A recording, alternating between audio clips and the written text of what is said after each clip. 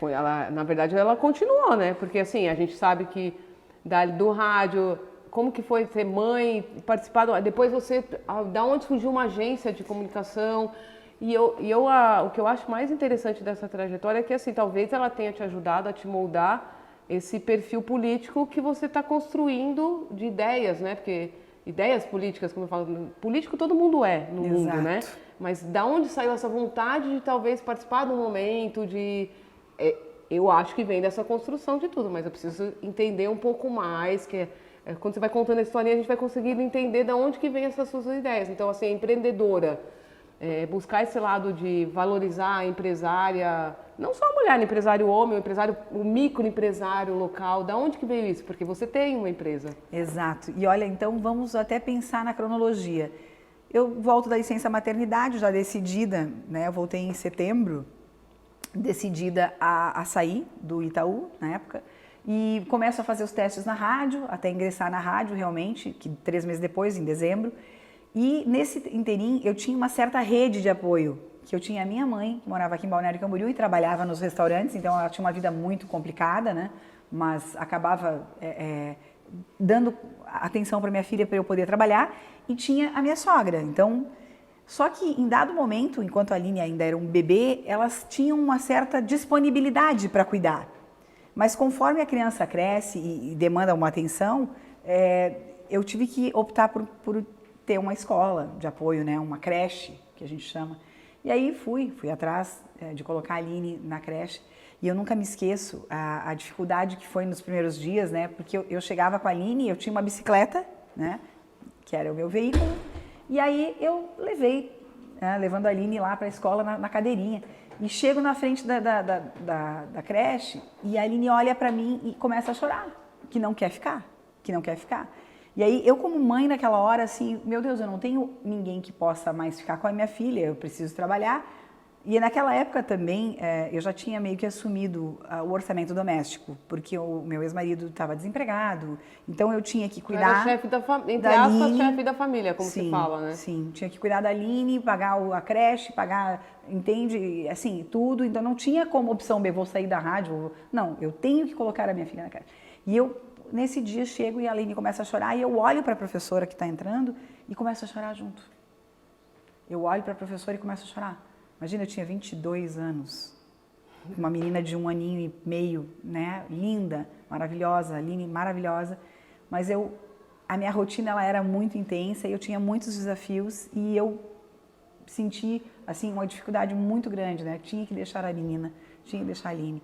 E aí a professora olhou para mim e falou assim, nossa, nunca mais chore na frente da sua filha, porque ela pode entender que esse lugar aqui não é bom para ela. Porque você passa uma insegurança, né? Tu não tá levando ela para um lugar... Enfim, então assim, acho que um desafio grande que as mulheres têm, Márcia, essa rede de apoio para trabalhar. Por mais que tenha sido um conselho que ela te deu, ao mesmo tempo ela tá te mostrando assim, a mulher não pode em momento nenhum fraquejar, ela tem que ser perfeita, forte em todos os momentos, que a gente sabe que não existe, né? Exato. Agora, você imagina uma menina com essa idade, com uma pressão de ter um orçamento familiar, né? Sob sua responsabilidade, ter a educação da criança, ter todo esse aporte, né, de tarefas e ainda manter o equilíbrio. Então foi bastante desafiador naquele dia. Eu pensei, nossa, vamos lá, né? Aí uma outra situação com a mesma bike, essa bendita bike, ela era uma bike mais antiga, mais usada, assim, e a correia dela dava problema. E aí, para completar o salário de locutora, que deve ser hoje, eu imagino, uma faixa de R$3.000, né? Eu, para poder ganhar comissão, eu comecei a fazer vendas. Vendia propaganda. Propaganda. Daí que eu comecei. Então foi daí que veio, agora entendi. Vou aproveitar, vou aproveitar os dias que a Aline tá com alguém, né, com rede de apoio e tal, ou minha mãe, e aí, né, vou de manhã fazer vendas de propaganda e à tarde faço a locução na rádio. Quando eu chegar no cliente, eu vou dizer, já me apresento, eu sou Cissa, porque daí foi na rádio que meu apelido mudou de Dagmar para Cissa, porque Dagmar era um nome muito difícil, assim, para as pessoas assimilarem.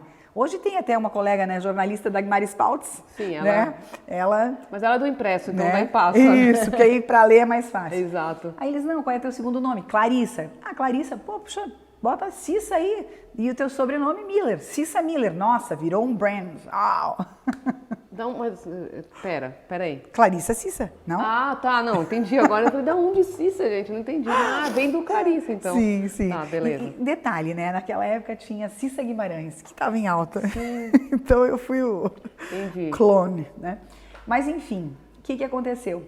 Você vendia de porta em porta, ia nos comércios vender. Pegava, por exemplo, listas telefônicas, olhava, quem tinha um anúncio mais bonito eram as primeiras que eu ligava, aí eu me identificava. E aí, nunca me esqueço, a primeira vez que a pessoa disse, pode vir então que eu vou te atender. Aqui também, se tiver gente nova ouvindo e vendo... Não sabe o que é lista telefônica. Não sabe o que é uma lista. Na época, gente, não existia WhatsApp. Não existia isso. Não existia você ir na internet para descobrir um telefone de alguém. Não tinha na internet. A gente tinha que pegar uma lista, que era um negócio desse tamanho, assim, mais ou menos, e por ordem alfabética, procurando as letrinhas eram desse tamanho. E aí você pegava o seu telefone fixo, né? Que muitos também não vão saber o que é. Que era um telefone que você discava e ligava para falar com as pessoas. Então, as coisas eram muito mais difíceis e exigiam muito mais tempo. Porque, além de tudo, você tinha que ir de um em um ligando, agendando e convencendo as pessoas. Eis que ligo e a pessoa aceita. Pode vir. Gostaria de conhecer a tabela de preços de vocês. Pode vir. Aí eu pego a bicicleta. Hoje, imagina, você só fala assim, vou te mandar pelo WhatsApp, já manda, né? Sim, imagina, tu tinha que ir lá. Chego lá, ele estava ocupado, né? Mas enfim, na hora que eu chego, pouco antes de chegar lá, a correia, que costumava cair, caiu bem na frente da loja do cliente. Aí eu, meu Deus. Isso não mudou, tá? Porque o pedalar ainda é assim, quando cai, você ainda tem que colocar com a mão na graxa, não existe outra coisa. Agora tu imagina tu pedalando para ir no cliente. Daí eu, meu Deus, a minha unha, minha mão... Aí eu cheguei para a secretária e falei assim, por gentileza, você tem um toalete, um banheiro, posso usar? Claro, por favor, fica à vontade. Aí vou lá, né? Lá comecei assim, já... Esbaforida. Meio chorando, porque eu disse, meu Deus, essa bicicleta, meu Deus, eu não vou conseguir dinheiro para trocar essa bicicleta, meu Deus, essa correia, meu Deus, preciso vender esse comercial hoje e tal. E daí, daqui a pouco eu falei, não, peraí, muda o termo. Vamos lavar essa mão, olha bem para ti.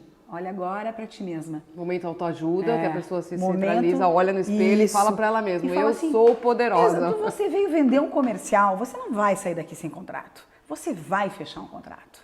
Eu sei que foi desse momento, que foi uma virada, a hora da virada mesmo, e em seguida, assim, 2, 3 meses depois, eu já estava competindo com o melhor vendedor da rádio.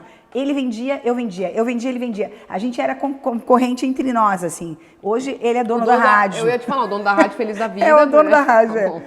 E o que aconteceu é o Newton, né? Nosso colega. E na época eu incomodava ele, porque eu era muito rápida. Quando eu via que estava alguém reformando ou alguma coisa, tinha algum indicador de que pudesse fazer propaganda, eu voava em cima. E assim foi. Na verdade, né? também,